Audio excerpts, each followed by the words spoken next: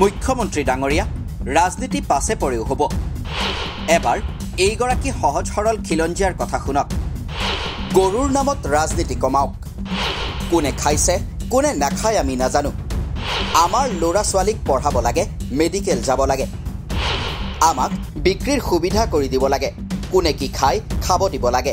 কোনে নাই খোৱা আমি একো নাজানো, মাত্ৰ আমি জানো যে গৰু বজাৰলৈ নিব লাগে, আমাৰ মানে ঘৰ চলিব লাগে, আমাৰ ল'ৰা ছোৱালী পঢ়াব লাগে, আমাৰ মেডিকেল যাব লাগে, আমি কাৰোবাক টকা দিব লাগে। গতিকে আমি মাত্ৰ গৰু ব্যৱসায় কৰি আজি বহুত মানে আমি এই বজাৰখনৰ পৰা আমি উপাৰ্জন কৰি খাই আছোঁ। আমি ব্যৱসায় কৰা নাই, নিজক খুঁটিৰ পৰা আনিছোঁ। বেপাৰী নোযোৱা হ'ল কাৰণে আমি খুঁটিলৈ আনিছোঁ আজি। গতিকে মুখ্যমন্ত্ৰী ডাঙৰীয়াক অনুৰোধ জনাইছোঁ, আপুনি এই গৰু বিষয়ে ৰাজনীতিটো অলপ কমাই গৰু বিকিবলৈ সুবিধা দিব লাগে আৰু যোনে যি খায় তাক খাবলৈ সুবিধা দিব লাগে, কাৰণ এইটো আমি তেখেতৰ প্ৰতি অনুৰোধ জনাইছোঁ। ৰাজনৈতিক বাকযুদ্ধৰ ফল ভুগিছে অসমীয়া গৌপালকে। চৰকাৰৰ সিদ্ধান্তৰ ফলত খিলঞ্জীয়া গৌপালকৰ বিলৈ নিবনুৱাৰ উপাৰ্জনৰ পথকো নিঃশেষ কৰাৰ দিশে মুখ্যমন্ত্ৰী। কেবিনেটৰ সিদ্ধান্তৰ পাছত বজাৰলৈ গৈ অসহায় বিক্ৰেতা। এয়া শিৱসাগৰৰ ৰাজমাই বজাৰৰ দৃশ্য। তিনিচুকীয়া, ডিব্ৰুগড় আদি বিভিন্ন ঠাইৰ পৰা গৌপালকসকলে আশাৰে বিক্ৰী কৰিবলৈ গৰু লৈ আহিছে। বিক্ৰী কৰি পোৱা টকাৰে হয়তো কোনোবাই ল'ৰা ছোৱালীৰ বিদ্যালয়ৰ মাচুল দিব, কোনোবাই হয়তো ঘৰত থকা বৃদ্ধ পিতৃ মাতৃৰ চিকিৎসাৰ নামত খৰচ কৰিব, কোনোবাই হয়তো ছোৱালীজনীক বিয়া দিবলৈ কাপোৰ দুযোৰ ক্ৰয় কৰিব, কোনোবাই আকৌ গৰু বেচি পোৱা ধনেৰে উৰুখা পজাৰ উৱলি যোৱা টিঙৰ ঠাইত নতুন টিং ৫০০টা কিনিব। কিন্তু তেওঁলোকৰ হাত চেঁচা পানী ঢালিলে মুখ্যমন্ত্ৰী হিমন্ত বিশ্ব শৰ্মাই। বজাৰলৈ আশাৰে আহিও অসহায় হৈ পৰা এইগৰাকী সহজ সৰল খিলঞ্জীয়াৰ কথা এবাৰ শুনক মুখ্যমন্ত্ৰী ডাঙৰীয়া। গতিকে এনেকৈ যদি গৰু নিকিনে, আমিতো গৰু পুহিছোঁ, আমি ইমান কষ্টৰে আমি খুটি পাতিছোঁ, চাকৰি তাকৰি নাই, আমি শিক্ষিত, আমি নিবনুৱা যুৱক গতিকে আমাৰ এই ব্যৱস্থাটোৱে যিটো গৰু মাংস নিষিদ্ধকৰণ ব্যৱস্থাটোৱে যিটো কৰিছে, আমাৰ সমগ্ৰ উজনি অসমে যথেষ্ট মানে গোপালকসকলৰ ক্ষতিপূৰণ হৈছে। কোনে খাইছে কোনে নাই খোৱা আমি একো নাজানো, মাত্ৰ আমি জানো যে গৰু বজাৰলৈ নিব লাগে, আমাৰ মানে ঘৰ চলিব লাগে, আমাৰ ল'ৰা ছোৱালী পঢ়াব লাগে, আমাৰ মেডিকেল যাব লাগে, আমি কাৰোবাক টকা দিব লাগে। গতিকে আমি মাত্ৰ গৰু ব্যৱসায় কৰি আজি বহুত মানে আমি এই বজাৰখনৰ পৰা আমি উপাৰ্জন কৰি খাই আছোঁ। আমি ব্যৱসায় কৰা নাই, নিজক খুঁটিৰ পৰা আনিছোঁ। বেপাৰী নোযোৱা হ'ল কাৰণে আমি খুঁটিলৈ আনিছোঁ আজি। গতিকে মুখ্যমন্ত্ৰী ডাঙৰীয়াক অনুৰোধ জনাইছোঁ যে আপুনি এই গৰু বিষয়ে ৰাজনীতিটো অলপ কমাই যে গৰু বিকিবলৈ সুবিধা দিব লাগে আৰু যোনে যি খায় তাক খাবলৈ সুবিধা দিব লাগে, কাৰণ এইটো আমি তেখেতৰ প্ৰতি অনুৰোধ জনাইছোঁ। মানে আমাৰ যথেষ্ট দুই পাৰ শদিয়াৰ পৰা ধুবুৰীলৈকে আমাৰ মিচিং জনগোষ্ঠী আছে, আহোম জনগোষ্ঠী আছে, আমাৰ নেপালী জনগোষ্ঠী আছে। তেখেতলোকৰ গৰু আপোনাৰ তেওঁলোকে তাত বহি আছে, ক'ত কিমান গৰু আছে তেওঁলোকেতো নাজানে, কোনে কিমান গৰু পালন কৰি যে জীৱিকা নিৰ্বাহ কৰি আছে সেই কথাটো তেওঁলোকে নাজানে।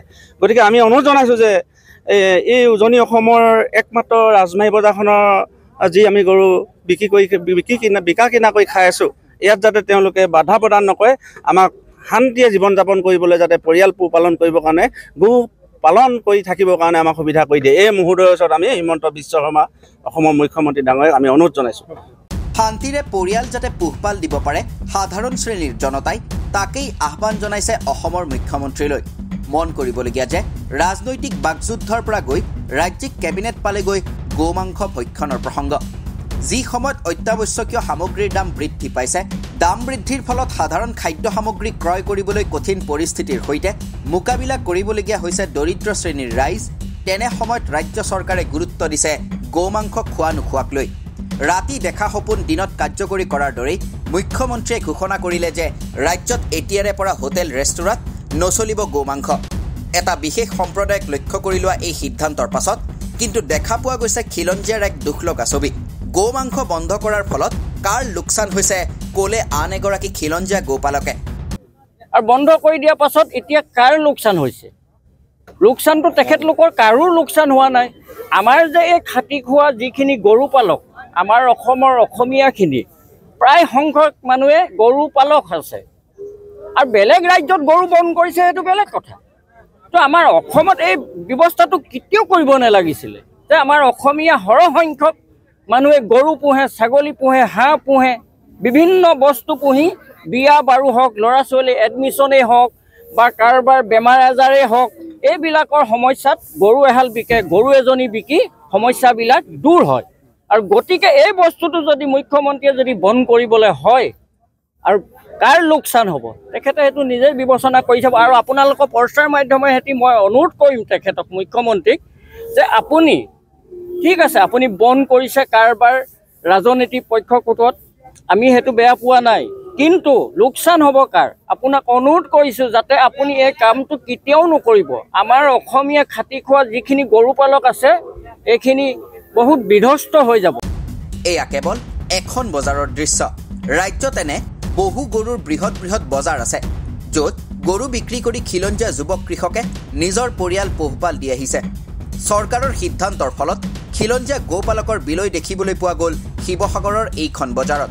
কেবিনেটৰ সিদ্ধান্তৰ পাছত বজাৰলৈ গৈ অসহায় বিক্ৰেতাই এতিয়া কাটৰ অনুৰোধ কৰিছে অসমৰ মুখ্যমন্ত্ৰীক। খিলঞ্জীয়াৰ চৰকাৰ বুলি নিজকে আখ্যায়িত কৰা চৰকাৰে এতিয়া এনে দৰিদ্ৰ শ্ৰেণীৰ খিলঞ্জীয়াৰ কথা শুনিবনে নে ৰাজনৈতিক স্বাৰ্থত নিজৰ স্থিতিতেই থাকিব সেয়া সময়ে ক'ব। News desk report the cross current.